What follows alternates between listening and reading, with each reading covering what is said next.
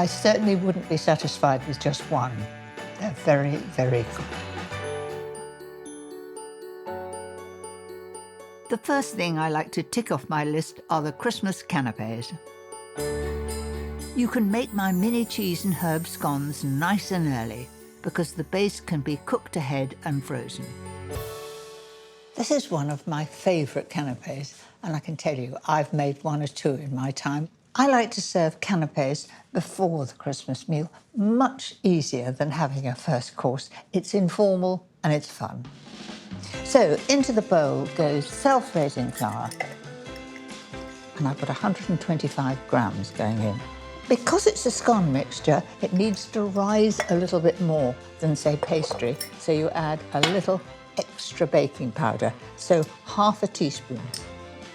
In it goes. And then butter, of course, 25 grams. So just rub that in with the fingertips, as lightly as I can. It should look like breadcrumbs.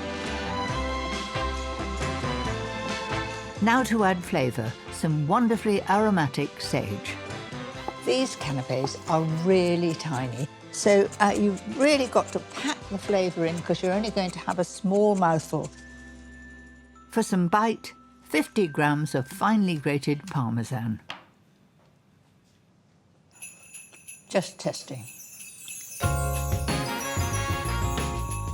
These are ready to be added to the flour and butter mix, along with an essential ingredient of mine, mustard powder. You know, mustard really does bring out the flavour of cheese. If I'm making something like cheese straws, I would never forget to put a little mustard in it. I'm just going to mix that together. A little bit of pepper and salt. All I've got to do now is to bring it all together. 1 egg, a couple of tablespoons of milk, and a little bit of elbow grease is all it takes. So there it's come together really well. Clear the decks and give the dough a light knead. Not a lot, just get these cracks out. If you handle it a lot, it'll be tough. Roll it out. I love the flecks of that fresh herb. Now you need a little cutter. Mine is 3 centimetres, which should make about 35 of these mini scones, and pop them straight onto a lined baking tray, ready for the oven. I've been married for 54 years.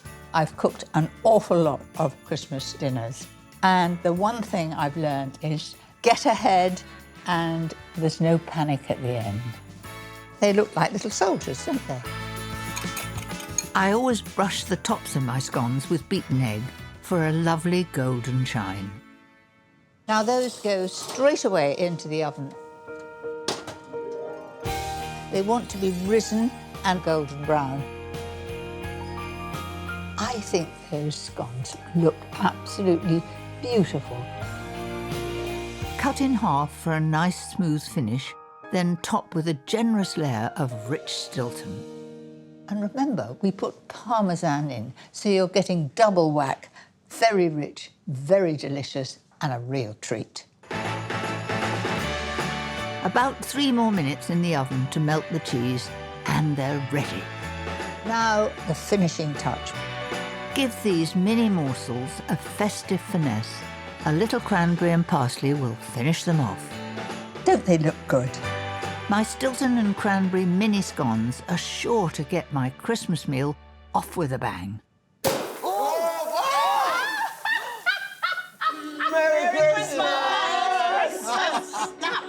I thought you were good at this sort of Merry thing. Christmas. Merry Christmas. Lovely to see Are you feeling hungry? These look lovely.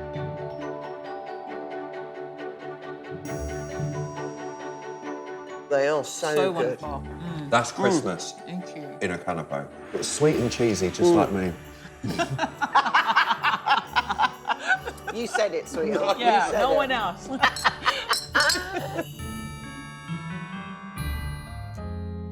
This is my tried and tested Christmas pudding. Some people make it a year ahead, but for me, a week before Christmas is perfect. I start off by putting the dry ingredients in the bowl. It's blissfully simple, starting with 100 grams of self-raising flour and 40 grams of fresh breadcrumbs. Do you know the breadcrumbs are what makes a lovely texture and it makes it quite light? Almonds, blanched with no skin, chopped fairly coarsely. I like to come across a little bit of bite of those nuts.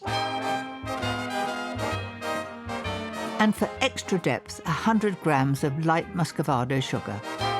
Years ago when I used to make this recipe, I used caster sugar, but I love the flavour of a natural sugar like light muscovado. Also helps with the colour. And a teaspoonful of mixed spice.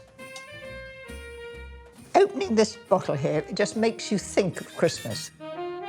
My pudding is cram jam full of fruit, starting with 30 grams of halved glassy cherries, 50 grams of currants, and 200 grams of sultanas. Nice, juicy, fat ones. And then raisins. So I think we have a nice balance here. Add the zest of a lemon and orange. Christmas pudding is always improved by a little bit of citrus, and the actual zest gives a lovely flavour. When the children were young, we used to stir it and make wishes, and they absolutely loved it. Right, I'm going to give this a good stir to mix it. This is when the children are involved, and then they start dipping their fingers in when it's all made. With all those fabulous festive flavours well mixed, it's time to bind them all together with the wet ingredients. I've got a couple of eggs here, and then the melted butter. Just 80 grams is all I need. That just smells of Christmas. My foolproof technique means there's no Christmas Day panic about the pudding turning out in my house. Now I've got a 2.5 pint bowl here.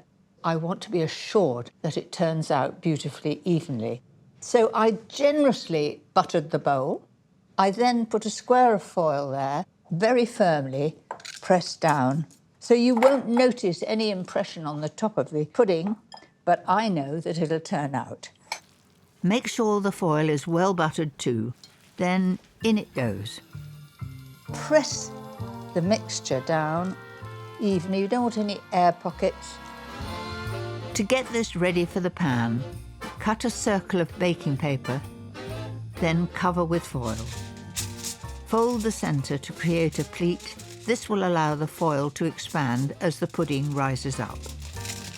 Make sure that's absolutely centre, and then tuck your hand on top and turn it round all the way. I'm going to boil mine in a pan of water, and I have a nifty trick that makes light work of lifting out the pudding when it's cooked. Fold a piece of foil into 3 and use it as a handle. Just put that, and you can lift it into the pan and out of the pan. Another top tip is putting a metal lid from an old jar into the base of the pan. If it boils too rapidly, you could crack the bowl. I have done it. So just put that so it doesn't touch the bottom.